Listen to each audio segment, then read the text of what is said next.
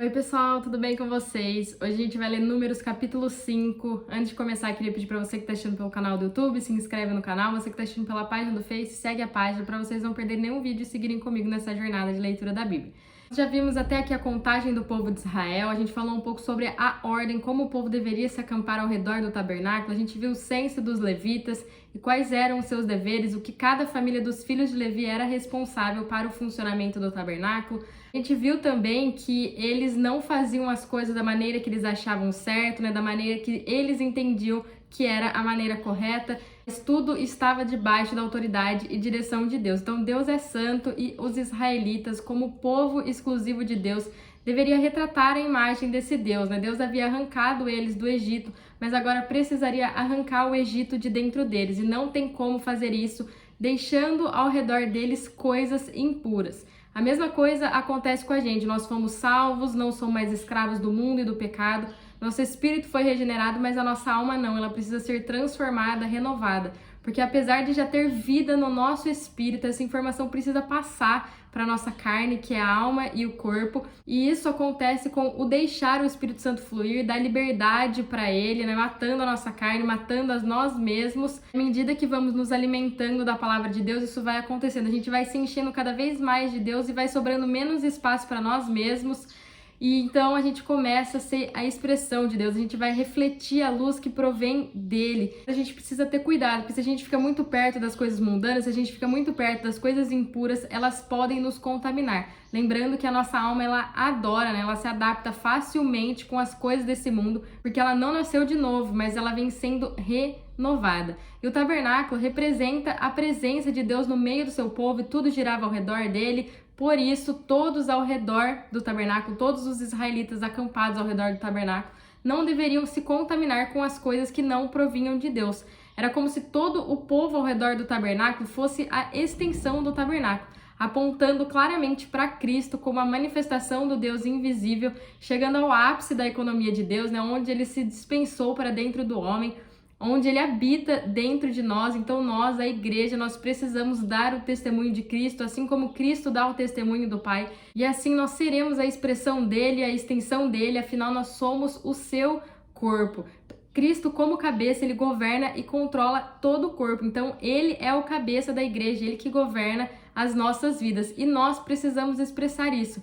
Porque do que adianta nossa cabeça, né, pensar em algo e nosso corpo agir totalmente ao contrário, né? Tudo deve estar alinhado, organizado e em unidade. Se a cabeça, a fonte, a raiz é santa, todo o resto o é. Amém? Vamos à leitura do capítulo. Disse o Senhor a Moisés: ordena aos filhos de Israel que lancem fora do acampamento todo leproso, todo o que padece fluxo e todo imundo por causa de contato com algum morto. Sejam homens ou mulheres, os lançareis fora do acampamento, para que não o contaminem no meio do qual eu habito. Assim fizeram os filhos de Israel e os lançaram fora do arraial, como o Senhor falara a Moisés. Assim fizeram os filhos de Israel. Olhar para a economia de Deus, olhar para a economia da sua casa, a gente vê que a gente chegou ao ápice quando a gente entende que Deus se dispensou para dentro de nós, né? Nós somos sua habitação, ele mora dentro do nosso espírito, então ele não tolera coisas impuras e imundas. Nós, com a ajuda dele, devemos nos livrar de tudo o que não provém dele. E é exatamente isso que a gente vê aqui. A gente vê Deus pedindo para o seu povo se livrar, jogar fora do acampamento, da morada de Deus. Afinal, Deus habitava no meio do seu povo, né? O tabernáculo aponta para isso, para a morada de Deus dentro do seu povo. Então, Deus estava falando para eles assim, ó, lança fora o leproso, o que padece do fluxo e o que foi contaminado com algum morto. A lepra representa a rebelião contra Deus, contra a sua autoridade, e a primeira rebelião descrita na palavra de Deus foi de Lúcifer, um querubim que não queria se submeter à autoridade de Deus e queria colocar um trono acima do trono de Deus. Depois dessa rebelião veio a rebelião de Adão, e por meio disso o pecado, a lepra, entrou no mundo. E nós, nascidos de Adão, à medida que a gente nasce, a gente já era pecadores. Então nós não éramos pecadores porque pecávamos, mas nós pecávamos porque éramos pecadores. A gente sabe que a lei, ela é um aio, um condutor que guiou o povo de Deus até que chegasse a sua plenitude na manifestação de Cristo. Hoje nós somos nascidos de Cristo, todos que aceitaram, né, Jesus como Senhor e Salvador, teve o Espírito regenerado. Hoje nós não pecamos porque temos o pecado na herança de Adão enraizada em nós. Nós pecamos por imaturidade, por não deixar que a vida de Deus que está no nosso espírito passe essa informação para toda a nossa carne e entenda que nós somos uma nova criatura. Então, todo esse processo de transformação da alma é a chamada santificação. Nosso espírito já é nascido de Deus, ele está pronto, mas a nossa alma é transformada pela palavra de Deus. Nossos fluxos ainda são impuros porque a nossa alma, o nosso corpo ainda não tem a completa informação de que nós não somos o que éramos e nós atingiremos a plenitude da santificação somente quando Cristo voltar. Nós, nesse mundo, dentro desse corpo corruptível que temos, nunca poderemos ser completamente santos e sem pecados. Somente uma pessoa fez isso e foi Cristo Jesus, mas nós podemos sim esperar a volta dele, tentando ao máximo, esmurrando nossos corpos, como o apóstolo Paulo diz, para não agirmos como a gente costumava agir quando nós estávamos mortos espiritualmente, mas andarmos pelo Espírito. A questão do morto aqui significa a morte espiritual. Nós nascemos mortos espiritualmente, mas quando aceitamos Jesus, nosso espírito foi regenerado, nós nascemos de novo, mas nós devemos evitar ao máximo ficar perto de pessoas que ainda não receberam Jesus nas suas vidas. O que eu estou dizendo é que a gente deve sim ir e propagar e pregar o evangelho para todos os ímpios, para aqueles que ainda não aceitaram Jesus, mas nós não devemos tomar eles como nossos amigos, ter um relacionamento com eles, andar com eles todos os dias. Apesar da gente já ter aceitado Jesus, não tem como a gente morrer espiritualmente novamente, porque isso não é baseado naquilo que a gente faz, mas é baseado no sacrifício dele. Isso é a nossa salvação. Mas podemos, apesar de já ter vida no nosso espírito, andarmos como se estivesse mortos, porque a nossa alma não nasceu de novo, ela precisa ser transformada. E se ela não é alimentada pelas coisas de Deus, ela é alimentada pelas coisas do mundo, então ela continuará morta. Amém? Disse o Senhor a Moisés: dize aos filhos de Israel, se um homem ou uma mulher cometer algum pecado que prejudique o próximo, sendo assim infiel ao mandamento do Senhor, essa pessoa é culpada.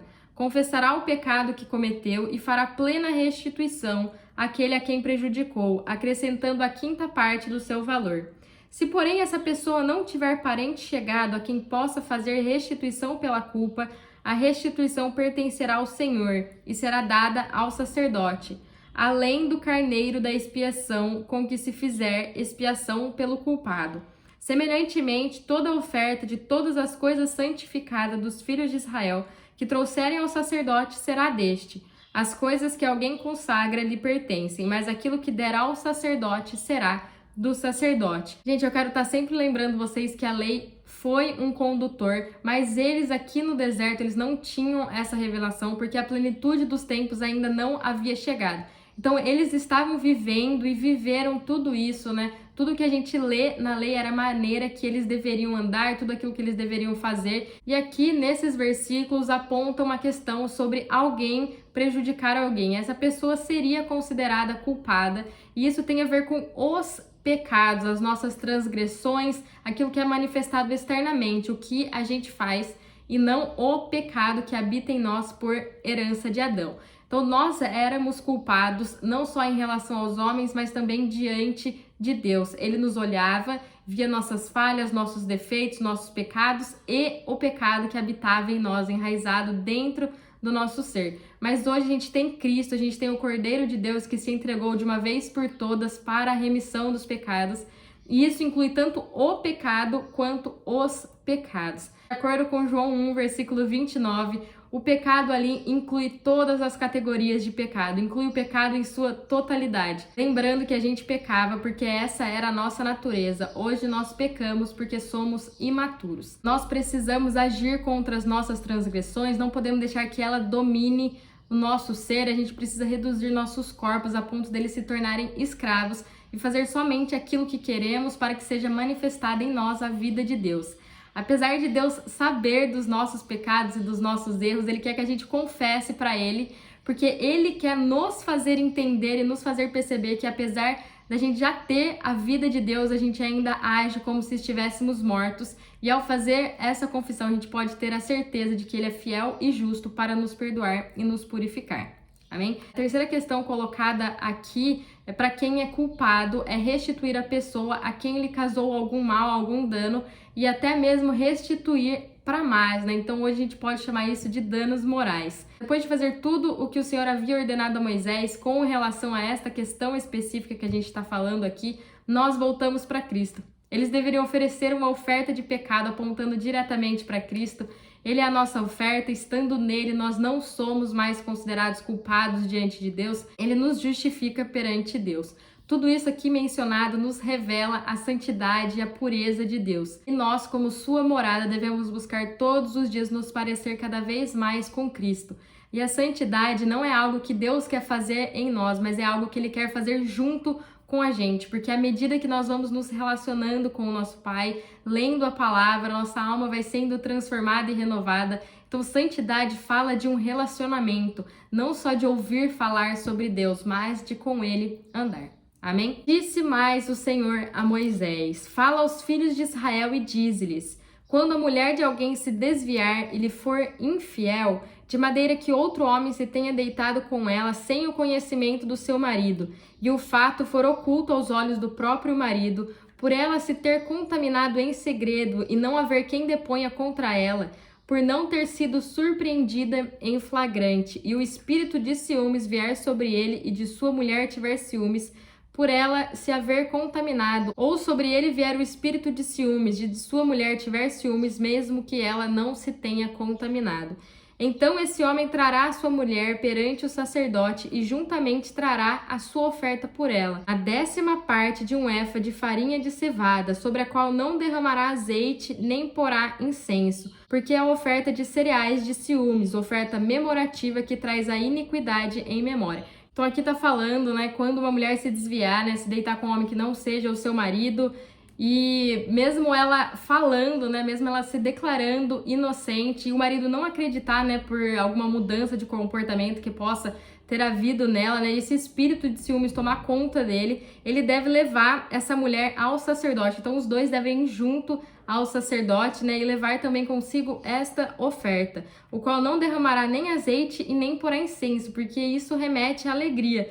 Mas essa oferta aqui, ela não é uma oferta de alegre, né? Porque o esposo, né, dessa mulher está alegando que ela havia se prostituído. O sacerdote a fará chegar e a porá perante a face do Senhor. Em seguida, pegará a água santa num vaso de barro e, tendo tomado do pó que houver no chão do tabernáculo, o espargirá na água. E apresentará a mulher perante o Senhor, soltando o cabelo dela, e lhe porá nas mãos a oferta memorativa de cereais, que é a oferta de cereais dos ciúmes. Nas mãos do sacerdote estarão as águas amargas e de maldição.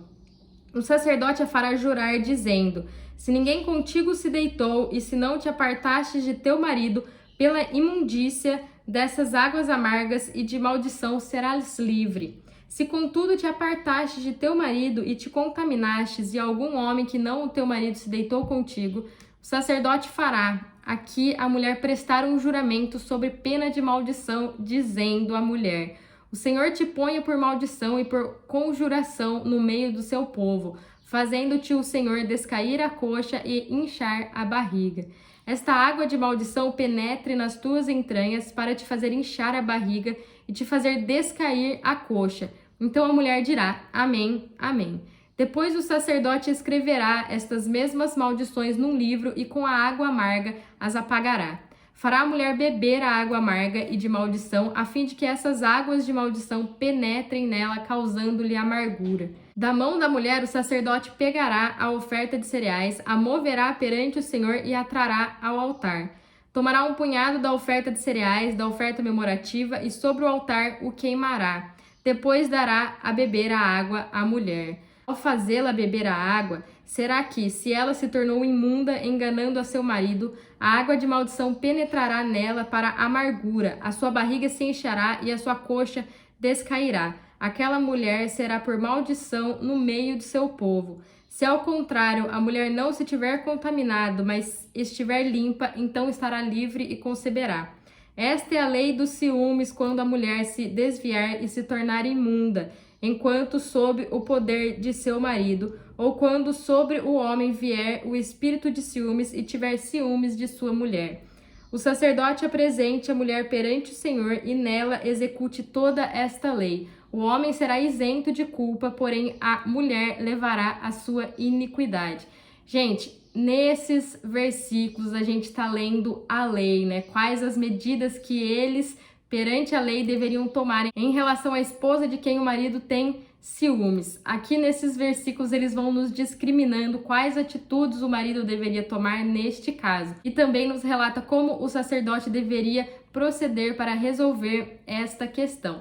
Gente, a lei é a revelação do próprio Deus, ele se revela por meio da lei, mostrando como o povo deveria proceder a respeito de certos assuntos, como o povo deveria agir em determinadas circunstâncias. Sempre lembrando que eles realmente deveriam fazer e faziam estas coisas, que tudo aqui descrito na lei foi uma realidade na vida dos israelitas, mas que estava apontando para as coisas que iriam ser manifestadas na plenitude dos tempos. Então aqui a gente está vendo um marido e uma esposa, né? E esse marido ele começa a perceber mudanças de comportamento na esposa, né? Porque não pode ser do nada que ele comece a desconfiar da esposa. Então essa esposa já vem apresentando essas mudanças de comportamento, já não olhava para o marido como olhava antes. Enfim, então esse marido ele começa a sentir ciúmes. Poxa, minha esposa me tratava de um jeito, agora ela tá me tratando de outro. O que será que aconteceu? Então ele deve pegar essa esposa, deve levar junto ao sacerdote, né, explicar toda a situação, e eles deveriam agir dessa maneira, né? O sacerdote pegaria ali uma água santa com o pó do chão do tabernáculo, misturaria essas águas amargas. Então essa mulher deveria beber essas águas amargas, e se ela estava falando a verdade, que ela realmente era inocente, isso seria manifestado, mas se ela estivesse mentindo, isso seria também manifestado. Então ela passava pelo meio de um teste aqui, vamos dizer assim, para que as suas obras estivessem sendo manifestadas aqui. E aqui a gente consegue ver claramente o conceito de infidelidade que nos é mostrado aqui na Bíblia, onde um Deus santo, inteiramente fiel com o seu povo, que os salvou, os comprou, fez sua habitação no meio dele, entregou leis, regulamentos, ordenanças, nas quais claramente mostrava a maneira com que o povo deveria andar e adorar a Deus. E esse povo continuava infiel, esse povo andava se prostituindo com outros deuses naquela época, né? E hoje com as coisas do mundo que não deixam de ser deuses que a gente levanta em nossa vida. Amém? Mas nós devemos entender que nós somos a noiva de Cristo e o Senhor enviou o seu amigo, o Espírito Santo, para nos ajudar e nos auxiliar, para não nos corrompermos e não nos prostituirmos com as coisas deste mundo. Pode perceber que quando você aceitou Jesus como seu Senhor e Salvador, você nunca mais pecou em paz, porque é isso, o Espírito Santo vai trabalhando em nós e nos fazendo perceber coisas que antes a gente não conseguia perceber e que antes estava tudo bem fazer, mas agora ele habita em nós. Não está tudo bem continuar com as mesmas práticas antigas, porque nós não somos mais as mesmas pessoas. A palavra de Deus nos diz que o Espírito Santo sente ciúmes de nós, ele não quer nos dividir com as coisas do mundo, porque ele sabe que Deus não tolera isso. Lá em Tiago, no capítulo 4, versículo 4, nos diz: adúlteros e adúlteras, não sabeis que a amizade do mundo é inimizade com Deus? Portanto, aquele que quiser ser amigo do mundo constitui-se inimigo de Deus. Gente, então não tem como ter amizade com o mundo e ser amigo de Deus. Amém? Aqui a mulher, né, nesses versículos que a gente acabou de ler, ela passaria por um teste e depois desse teste manifestaria a sua fidelidade ou a sua infidelidade ao marido. E todos nós, a igreja, a noiva de Cristo, a gente vai passar por esse teste, onde no tribunal de Cristo nossas obras hão de ser reveladas. Se a gente tiver ouro, prata e pedras preciosas edificada sobre Cristo, né? Ele é o fundamento, a gente vai receber galardões, porque mostra a nossa fidelidade. Nós não amamos mais a nossa vida, os nossos desejos, mas nós amamos o nosso noivo e nos submetemos a ele. Agora, se nesse dia, no tribunal de Cristo, nós não tivermos ouro, prata e pedras preciosas, que são a essência, se a gente só tiver aparência, se a gente só tiver abundância de coisa, e que quando o fogo passar, todas essas coisas vão se queimar, então vai ser manifestada a nossa infidelidade para com o nosso noivo. Amém? Gente, deixando bem claro que somente o Senhor pode nos julgar, não cabe a nós, homens, ficar apontando dedos para os nossos irmãos e declarando assim: ah, você é noiva infiel, você é noiva fiel. Essa ação não cabe a nós. Amém? Fiquem com Deus e até o próximo vídeo.